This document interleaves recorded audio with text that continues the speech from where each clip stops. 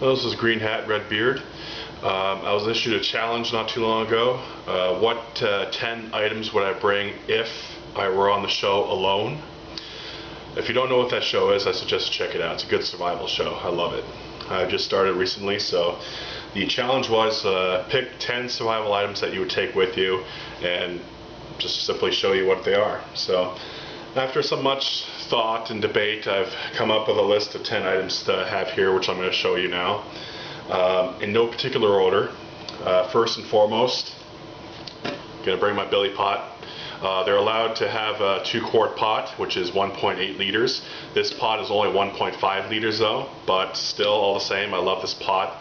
It's really awesome. Basically, you got the pot, but it also comes with this little dish here as well. I'm not sure if they allow this dish or not, but I did notice in one episode someone did have this dish with the pot, so if they're allowed to have this with the pot, then great, all the more for a reason. I can do my water purification in this, cook my feed meals in this, use it as a bucket, as collecting wild edibles. A lot of good uses. Really love this pot. My second item is my fishing kit. I believe it's 300 meters worth of fishing line we're allowed to bring.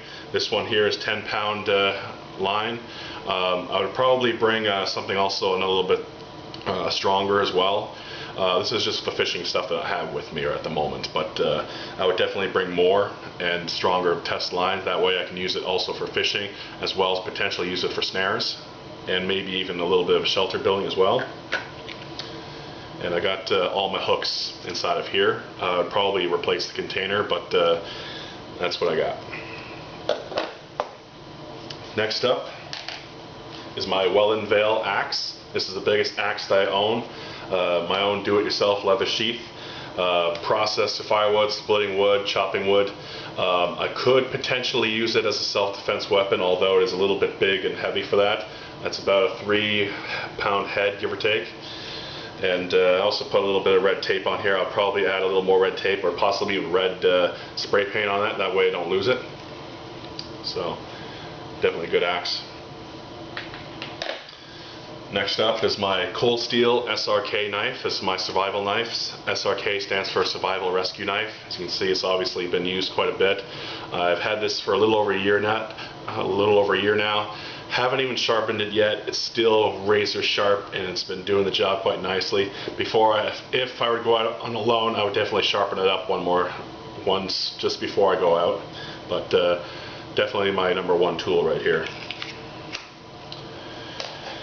Next up is my ferro rod, my fire making tool. This one here is my regular one with the leash on it. They may not allow the leash on it, but I can always make a new leash while I'm out there. This ferro rod is a 1/2-inch diameter ferro rod.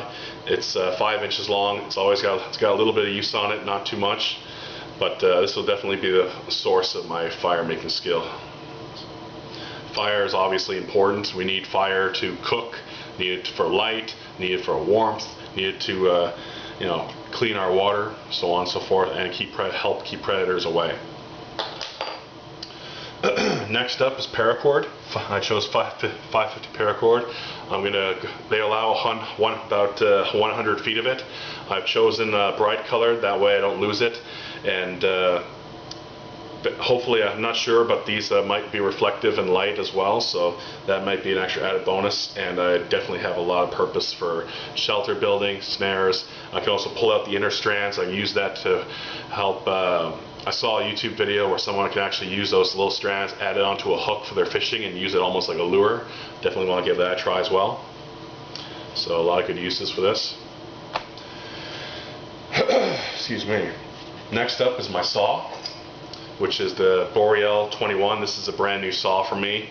I just picked this up yesterday actually, and the reason why I take this over my Silky saw is because Silky saw is more for like personal use, a little bit of camp craft and shelter building, but I want to be able to process a lot of firewood, like a whole lot of it. So I want to have a bigger saw, bigger teeth on it, and this saw here, I got a lot of good reviews from friends, and they all said they vouched for this saw, so I definitely went for it. And this saw is, folds up really nicely as well.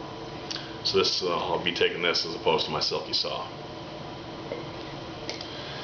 Next up My sleeping bag. This is a minus 25 synthetic sleeping bag. It's minus 25 Celsius, by the way.